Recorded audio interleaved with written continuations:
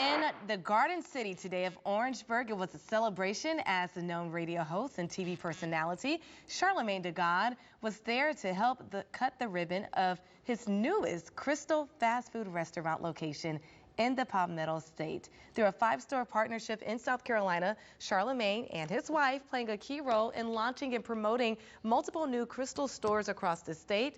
The radio host says Orangeburg will always be a special place to him as he has so many connections, his parents graduating from South Carolina State University in Claflin. He also has a foundation there for a scholarship at South Carolina State. So it was a special connection for him. He says he will continue to do what he can to build the Palmetto State up. We just gonna keep continuing to bring jobs to South Carolina. That's the most important thing when I think about Krystal, when I think about what we're doing here in Orangeburg, you know, the Krystals that we're gonna roll out around the state. The biggest thing to me is just continuing to create jobs for people in South Carolina. So I hope y'all continue to support what I'm doing because I'm gonna always be here for y'all, but I need y'all to show up for me.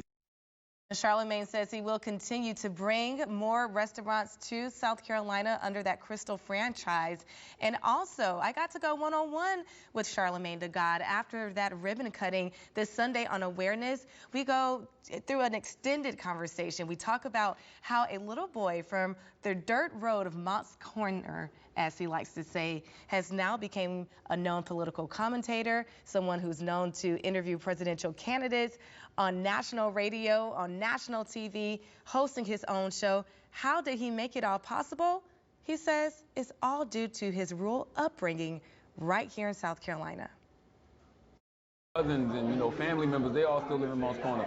Like, my mother graduated from South Carolina State University. My father graduated from Claflin. Like, I got a scholarship fund at South Carolina State called the Ford Family Endowment Scholarship. I got mad friends here, like my guy DJ Frosty, who's out there DJing right now. It's like, all I know is South Carolina. Like, this is home. At the end of the day, you know, if everything was the fallout of my life, right? Everything just was to go away, I'd still be here in South Carolina. I know I can still always come home. And I remember when I was younger, riding around and just thinking about how nobody was representing for us.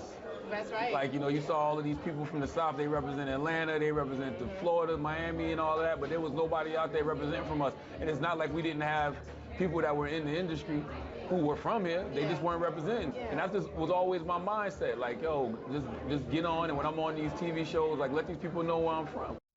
And yes, he does. He shouts out Mott's Corner all the time, and if you listen to The Breakfast Club, you hear him do it there. But I will say this, he talked about, you know, not having a college education and being fired from radio several times, including here. He talks about it freely. Hot 103.9 back in the day. But all those no's turned him into a successful journalist, radio host, TV host. So good for him. I'm a big fan. Yeah. And so I follow him a lot, and not just a fan of his work, but just as him as a person. Yeah. And when I read his first book, I mean, it just was so clear that he was just like my people. Yes. He was just, I mean, it just felt so good. And you feel that growing up in rural South Carolina. Absolutely. We can relate. We also talked about politics and mental health. So make sure you catch that interview on Sunday at 11 on Awareness. We're going to take a quick break.